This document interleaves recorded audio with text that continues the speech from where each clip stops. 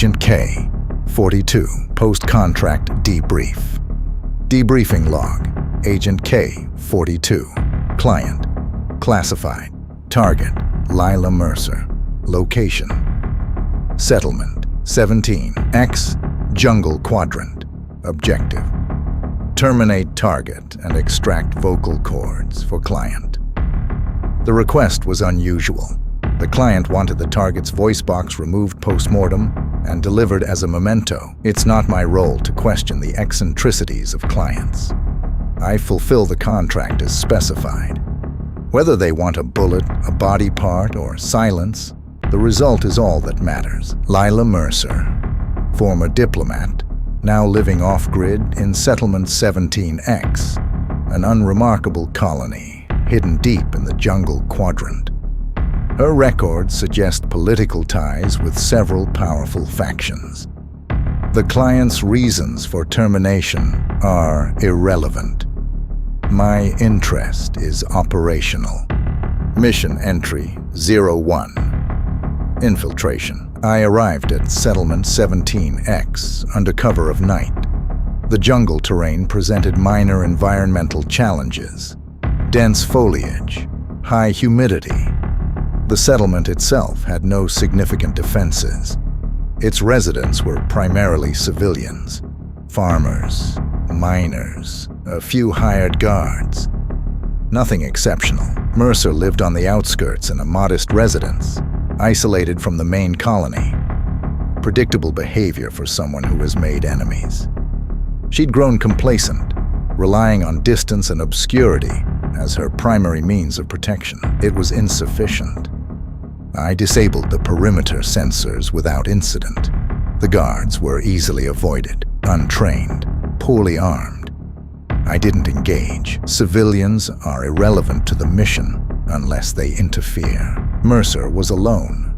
Her lights were off, but thermal imaging indicated she was awake, moving inside her residence, likely aware that someone might come for her eventually. She was correct. Mission entry 02, termination. I entered her residence through an unsecured window. She heard me. Most targets do, despite my best efforts. Human instinct, she moved quickly, reaching for a weapon concealed in a drawer by her bedside. It was a poor decision. I fired a single shot to her shoulder, incapacitating her. The weapon clattered to the floor. She didn't scream, likely a result of shock. Though I suspect she was used to violence, she crawled, blood trailing behind her as she attempted to reach the door, pointless. I stepped on her hand to stop her. Her breathing was labored, her eyes wide with fear. They always looked the same in the end. I know why you're here, she said, her voice raspy, desperate. I didn't respond. Engaging in conversation with the target is unnecessary and a distraction. I took out my blade, preparing to complete the second part of the contract, removal of the voice box. Her eyes widened further when she saw the knife. You don't have to do this. Again, I did not respond. The client was clear. Remove her voice. I knelt beside her, making the incision just below the larynx. The process was quick and efficient. Her attempts to struggle ceased within moments as her body failed. The voice box was removed cleanly, wrapped and stored in a containment unit as instructed. Mercer's body would remain undiscovered for several hours, maybe longer. It wouldn't matter by then.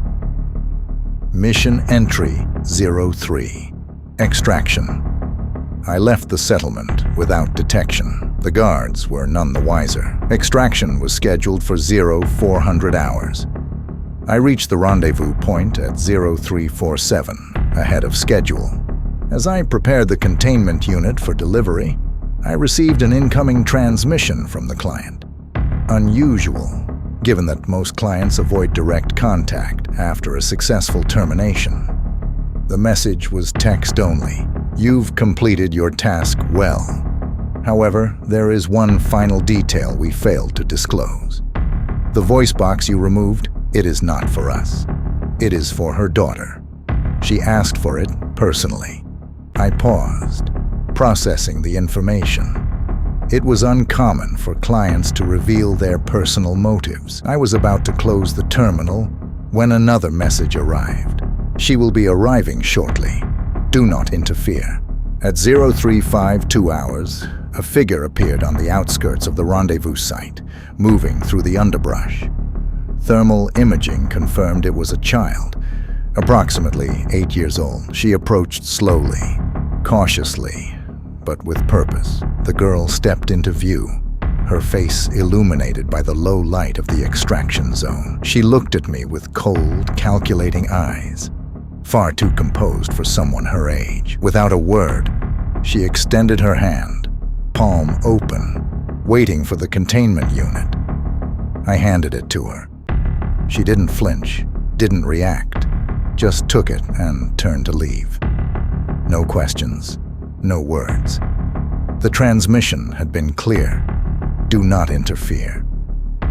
As she disappeared into the jungle, I received the final message. The contract is complete.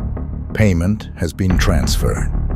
The shuttle arrived moments later. I boarded without delay, the sound of the jungle receding into the distance. Post-operation summary. Objective fulfilled. Target terminated. Voice box successfully extracted and delivered to the specified recipient.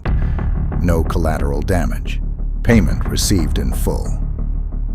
The rim is full of strange contracts, strange requests. But in the end, it's all the same. People live. People die. The details, the reasons, they blur into noise. As the shuttle departs, I find myself replaying the image of the girl in my mind. Her cold, silent demeanor, her lack of hesitation.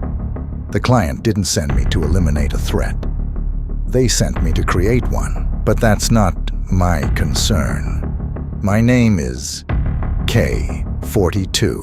I do not ask questions. I do not interfere. I complete the contract. And I always will.